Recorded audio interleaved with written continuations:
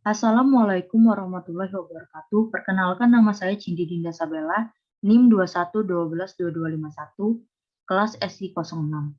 Di sini saya akan menjelaskan materi dari PPT yang saya buat, yaitu The Global Environment of Business Frederick Guy. Materi yang saya ambil dari PPT ini yaitu globalisasi. Saya akan menjelaskan sedikit apa itu globalisasi. Menurut James Middleman, menggambarkan globalisasi sebagai sindrom proses dan kegiatan, pola karakteristik terkait dari kondisi manusia atau lebih khusus lagi dengan ekonomi politik global. Integral dengan sindrom globalisasi adalah interaksi antara pembagian kerja global dan kekuasaan, regionalisme baru, dan politik perlawanan. Menurut globalisasi sendiri berasal dari kata global yang artinya meliputi seluruh dunia atau secara keseluruhan. Menurut Kamus Besar Bahasa Indonesia, globalisasi adalah proses masuknya ke ruang lingkup dunia. Apa saja strategi globalisasi? Globalisasi mengacu pada strategi pendekatan pasar di seluruh dunia dengan produk standar. Kesadaran akan peluang strategis yang dihadapi oleh perusahaan global dan ancaman yang ditimbulkan terhadap mereka penting bagi perencana di hampir setiap industri domestik. Memahami nuansa bersaing di pasar global dengan cepat menjadi kebutuhan kompetensi manajer strategis. Apa saja dampak perekonomian global? Dampak perekonomian global memberikan manfaat bagi negara, bisnis, dan konsumen. Negara, kebijakan ekonomi menjadi lebih terbuka terhadap alih-alih teknologi, kerjasama, transparansi, pertumbuhan ekonomi, pengembangan sumber daya manusia. Bagi bisnis, peluang untuk mengembangkan pasar mencari profit, akses teknologi, investasi, peningkatan daya saing, dan sharing risk. Bagi konsumen, tersedianya variasi produk, harga yang kompetitif, kualitas produk yang lebih baik.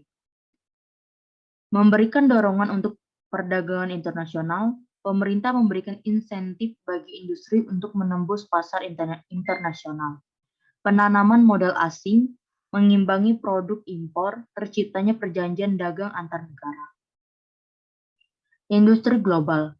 Faktor-faktor yang membuat terciptanya industri global yaitu skala ekonomi dalam kegiatan fungsional perusahaan di industri, tingkat pengeluaran R&D yang tinggi untuk produk yang membutuhkan lebih banyak dari satu pasar untuk memulihkan biaya pengembangan.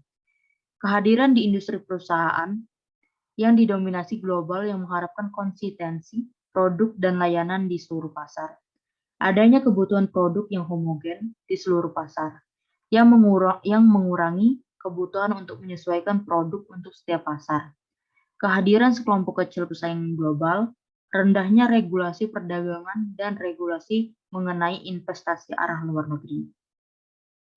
Ini adalah gambar perusahaan industri pembuatan mesin mobil. Ini adalah industri global lainnya. Di sini saya akan membahas juga apa itu bisnis global. Bisnis global adalah kegiatan bisnis yang melampaui dan melewati batas-batas sebuah negara serta terkoneksi sedunia pada level kultural, politik, dan ekonomi dengan menghilangkan hambatan-hambatan komunikasi dan perdagangan. Apa yang membedakan bisnis global dan bisnis dalam negeri? Bisnis dalam negeri melibatkan transaksi-transaksi yang terjadi dalam batas wilayah satu negara. Sedangkan bisnis global, bisnis internasional melibatkan transaksi yang terjadi melampaui batas-batas nasional. Apa saja alasan untuk menjadi global? Ada dua alasan, yaitu proaktif dan reaktif. Proaktif, sumber daya tambahan, menurunkan biaya, insentif, pasar baru yang diperluas, eksploitasi spesifik perusahaan, pajak, sinergi, kekuasaan dan prestise, lindungi pasar dalam negeri. Sedangkan reaktif, hambatan perdagangan, pelanggan internasional, kompetisi internasional, peraturan, dan peluang. Hambatan dalam perdagangan internasional juga yaitu perbedaan sosial budaya, perbedaan ekonomi, yaitu campur tangan pemerintah, perbedaan sosial politik, kuota, tarif, subsidi, dan embargo, proteksionisme, persyaratan kandung lokal, hukum dan praktek bisnis, kartel, dan dumping. Institusi global yang mempengaruhi bisnis yaitu World Trade Organization. Organisasi perdagangan bertanggung jawab menjaga ketertiban setiap sistem perdagangan dunia dan memastikan negara-negara mematuhi aturan yang ditetapkan dalam perjanjian perdagangan. International Monetary Fund, dana moneter menjaga ketertiban dalam sistem moneter internasional. World Bank, Bank Dunia, mempromosikan pembangunan ekonomi. Ini adalah lambang dari institusi iklan. Sekian dari saya. Wassalamualaikum warahmatullahi wabarakatuh.